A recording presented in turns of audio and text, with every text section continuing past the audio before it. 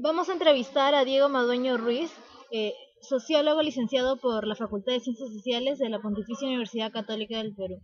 Actualmente realiza trabajos de investigación y es docente en la PUC. ¿Cómo se relacionan las matemáticas con la sociología? Eh, en sociología hay una metodología de investigación que se llama la metodología cualitativa y hay otra muy importante que se llama la metodología cuantitativa, ¿no?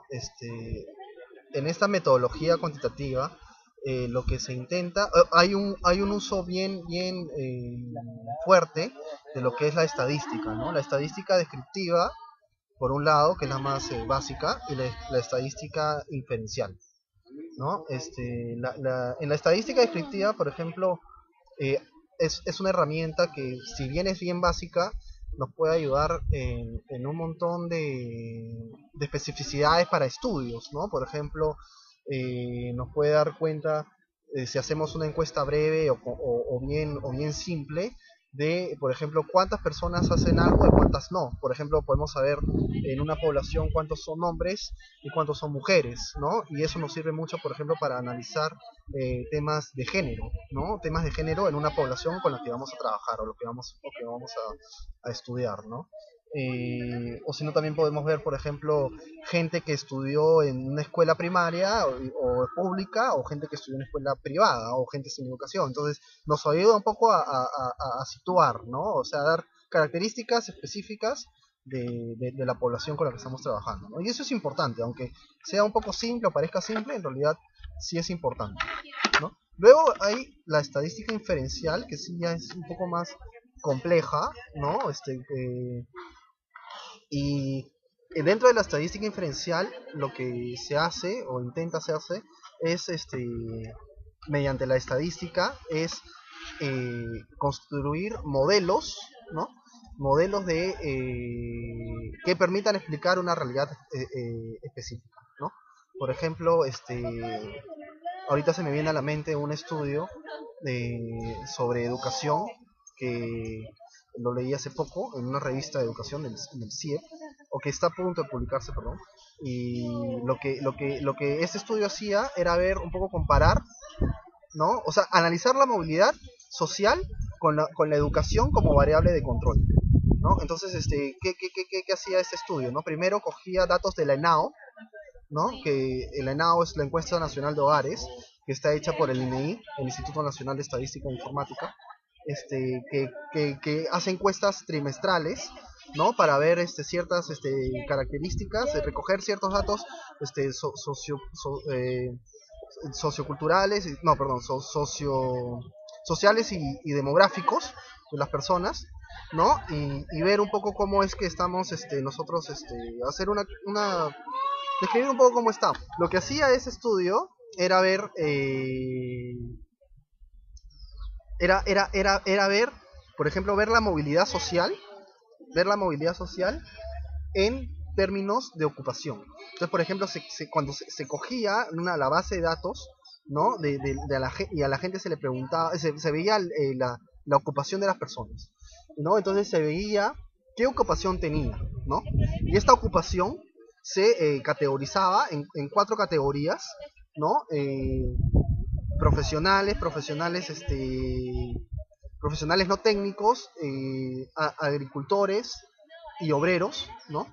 Y se preguntaba luego quiénes de esas personas, sus padres, qué ocupación había tenido. Entonces, mediante un modelo de regresión log lineal, lo que se hacía era ver la probabilidad que la gente cuyos padres habían tenido cierta ocupación podían tener la posibilidad para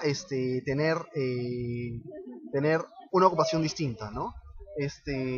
Entonces, por ejemplo, eso es importante, ¿no? Porque, por ejemplo, se puede ver cómo el acceso a oportunidades, ¿no? A partir de venir de una familia donde el jefe del hogar tiene cierta ocupación, puedes hacer que tú tengas otra, ¿no? Entonces eso, por ejemplo, es un buen indicador para estudiar la desigualdad y la movilidad social, ¿no? Entonces, eso es importante, ¿no? O sea, es tratar de cruzar variables, ¿no? para entender un poco cómo es que se dinamiza la sociedad, ¿no? En ese mismo estudio ya luego se utilizaba la educación como variable de control y se veía qué tanta influencia tenía el nivel educativo de la persona a la que se encuestaba.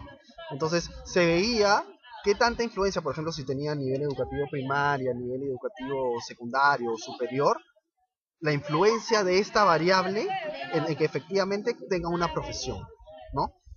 Y es interesante porque una de las cosas que decía ese artículo era que si bien, por ejemplo, hijo de un campesino, ¿no? Podía entrar a estudiar en una institución superior y comparaban a otra persona cuyo padre es profesional, ¿no? Los comparaban y veían igual, aunque estas dos personas hayan entrado a estudiar a un centro de estudio superior, igual las oportunidades y los recursos a los que puede acceder ambos eran mayores para aquellos que tienen hijos, padres profesionales, ¿no? Y eso nos habla un poco también de cómo es que estos modelos, ¿no? Explican o ayudan a explicar este, esta, estas dinámicas sociales, ¿no? Una crítica se le puede hacer a los estudios, viendo desde lo cualitativo, es que efectivamente, como se trata de construir modelos, ¿no?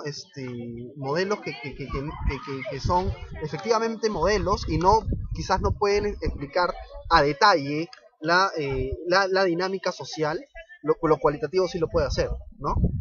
Lo cualitativo puede dar un poco más de detalles a nivel más micro, ¿no? Cómo es que funcionan las interacciones entre las personas, ¿no? Pero el poder de la estadística inferencial sirve para poder relacionar variables, ¿no? Y hacer modelos multinomiales, por ejemplo, ¿no? Modelos multinomiales en los que distintas y modelos multivariables de análisis de multivariable que donde se puede analizar cómo ciertos factores, ciertas variables, ¿no? influyen en una realidad social, ¿no? Y eso es súper importante.